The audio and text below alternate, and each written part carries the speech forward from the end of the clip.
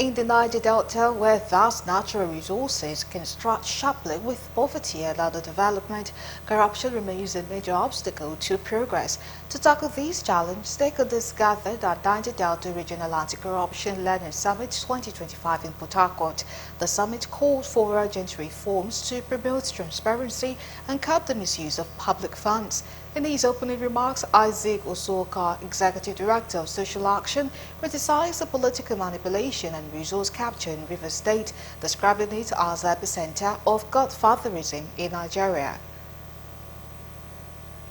That corruption has transformed to impunity over the past few years. So it appears that we may not have achieved all the results if we look at the way that those that occupy public offices behave. If we look at the states across the country, if we look at the way that even governors, elected, so-called elected governors, treat state resources as their private estate. There's been a lot of corruption built around the implementation of constituency projects, but we feel that it is important to support this claim with facts and figures, particularly with the realities we found on the field. Hence, we commissioned some partners of civil society organizations across 5 states to carry out extensive monitoring of constituency projects across the state. Environmental rights activist Celestine Akpobari and others stressed the importance of identifying communities' real needs before project execution.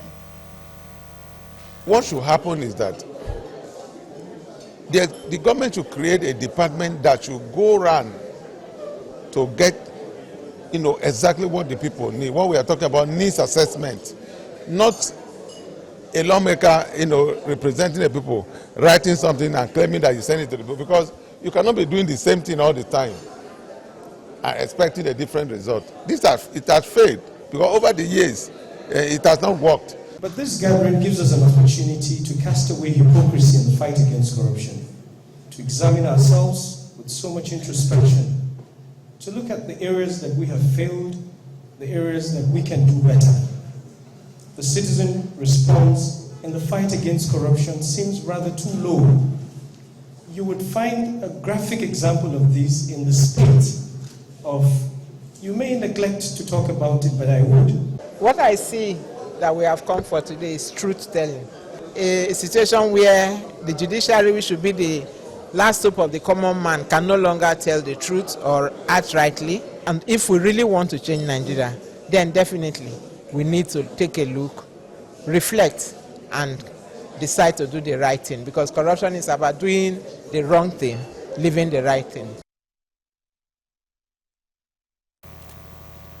The federal government has inaugurated a 19-member Ministerial Implementation and Monitoring Committee tasked with establishing medical simulation centers across Nigeria's tertiary institutions. The center aims to transform medical training and healthcare delivery in the country. Speaking at the inauguration in Abuja, the Minister of Education, Dr. Maruf Alausa, lamented the near absence of medical simulation centers in Nigerian medical schools. He emphasized that advanced training tools like virtual patients and telemedicine platforms remain largely untapped in the country. Medical simulation centers are virtually non-existent in Nigerian medical institutions. I will repeat that. Finding was stark. Medical simulation centers are virtually non-existent in Nigerian medical institutions. Advanced training tools such as virtual patients and telemedicine platforms remain largely untapped.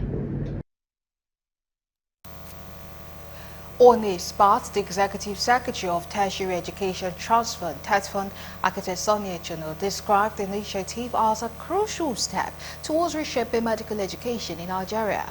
In his remarks, the chairman of the newly inaugurated committee, Professor Wale Sulaiman, pledged on behalf of the members to deliver on their mandate, promising to work diligently towards the successful implementation of the project.